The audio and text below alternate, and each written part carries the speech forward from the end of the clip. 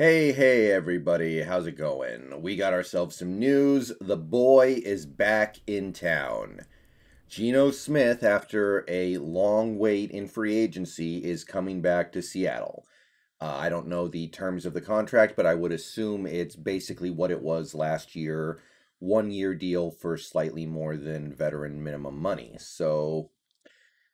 I'm not going to pretend that Geno Smith is a good quarterback. Of course, he had plenty of time to prove that he was a good quarterback when he was a Jet, and it didn't happen. However, as far as backup quarterbacks go, you do want somebody who plays similarly to your starter.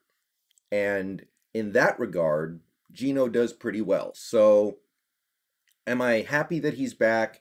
As happy as I can be for a position that doesn't really matter at all in terms of winning or losing games this year. The bottom line is that no matter who the Seahawks backup quarterback is, if Wilson misses significant time, things are just going to go badly for this team no matter what.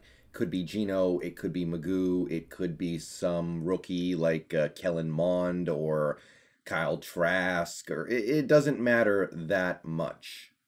So, with Geno back on the roster, let's go ahead and adjust here. Here's the depth chart as I see it right now. I did add Pierre Desir yesterday, so let's go ahead and throw Geno Smith here. This is not going to be a red spot anymore, and we're going to put Alex Magoo on the practice squad. And some people have asked me what the colors mean. Basically, a red player is someone who is likely to get demoted before the season starts to the practice squad. Yellow, we don't have any yellows right now, which is good. Yellow means we need somebody here, and we don't have anybody right now, and light blue is practice squad. So, yeah, the QB on this team just went from a minor need to no real need at all. So, as I just said, having Geno Smith on this team doesn't really matter in terms of wins or loses. If Wilson misses some time and we have to put a backup out there, I don't expect to win any games, be it Geno or Magoo or anybody else. There aren't enough good quarterbacks in the world for your team to have multiple good quarterbacks most of the time. Sometimes you can get really lucky in a situation like last year the Cowboys had Dak Prescott and Andy Dalton, and Andy Dalton was good enough to come in and win games. At least by the end of the year, he was starting to round into form. But most of the time, you will be lucky just to have one good quarterback. So the value with a decent, capable backup quarterback is the development of your younger backup players. Because you're going to have Russell Wilson working with DK Metcalf and Lockett and whoever our wide receiver 3 is. You're going to have Wilson working with those guys a lot. You're going to have him working with Gerald Everett a lot. You're going to have him working with our starters. But we do have backups on this team, and they are not going to get to work with Wilson that much because they're not going to get on the field with Wilson that much. They're going to be playing with the backups. And if you have a backup quarterback who can get those players the ball well enough, that helps their development. So that's where a guy like Geno can matter. Colby Parkinson, he's not going to get to work with Wilson that much, at least at the start of the year. So having a QB who can get him the ball somewhat effectively in camp and in practice is valuable.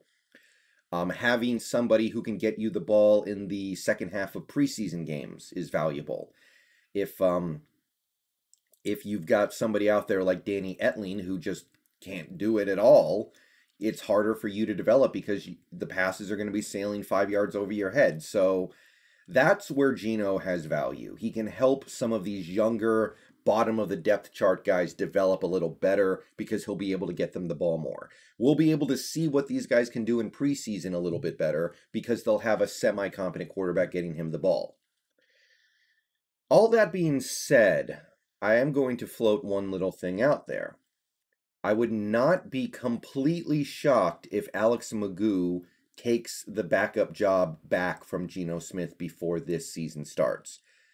I respect the way Geno plays football. I respect his semi-competency. I kind of like Alex Magoo, and the more I read about him, the more I was like, if this guy's our backup, that's not bad either.